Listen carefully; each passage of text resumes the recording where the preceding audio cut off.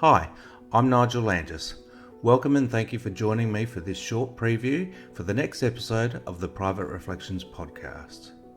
In this episode, I'm joined by singer-songwriter John Schumann as we explore the impact his music has made on Australia's understanding of military service and of the human costs of war.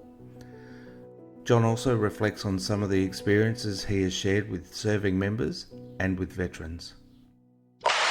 John, do you have any recollection of any encounter that you've had with a veteran that stands out to you in regards to the story that they've shared about the impact that 19 has had on them? Yeah, there's one. I was doing a documentary called Dents in the Soul on post-traumatic stress disorder for the Army.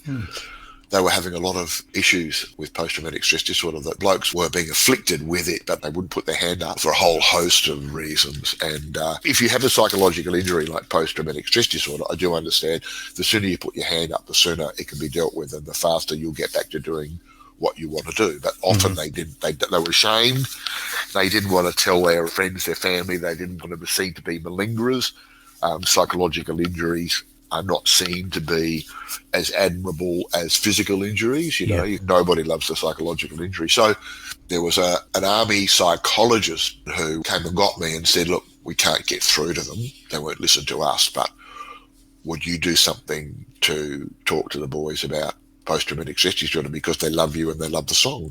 So I did this video called Dents in the Soul, and I met a lot of wounded diggers in doing that.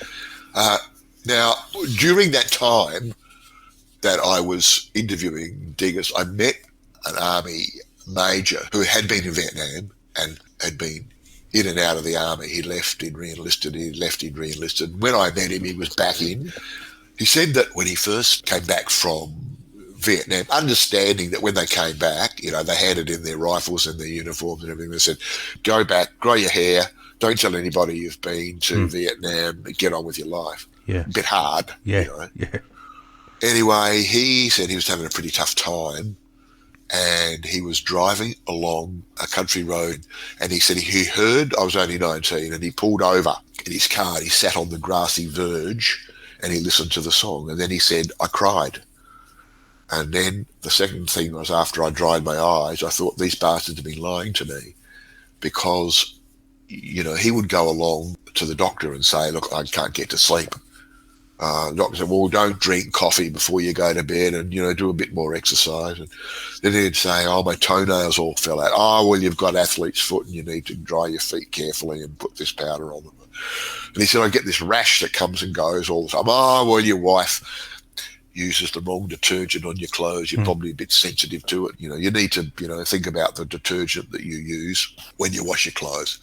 So there was all these symptoms that I had referred to, and I was only 19, that he was experiencing, but he didn't actually put them together in a bucket and relate it to his experience in Vietnam. And then he went around, and there were some other Vietnam veterans around the place. They'd bump into each other and have a yarn, and they'd say, have you heard that song? Have you heard that song? And of course they got into groups and, you know, said, who is this guy? You know, he's obviously been to Vietnam, which I hadn't. And then they just went from there. And then, of course, they started to be aware of what the Vietnam Veterans Association was doing under the leadership of Phil Thompson and Terry Loftus and Tim McComb and those boys. And of course, that helped become a movement. But that was probably the most graphic, you know, and enlightening story I'd heard about a soldier's response to I was only 19.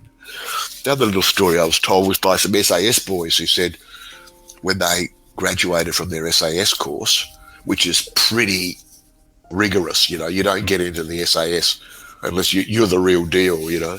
And he said, you know what we did? He said, on the last day, we'd all passed, we're all going to be assigned to our various jobs. And he said, we all packed up, we put our bags outside in the corridor, we turned the lights down, and we played I Was Only 19. And that just about made me cry when I heard that. So, yeah, they are like a couple of the more memorable stories that I've heard from soldiers. Yeah, and I think it's indicative of the very reverent place that it holds for a lot of people.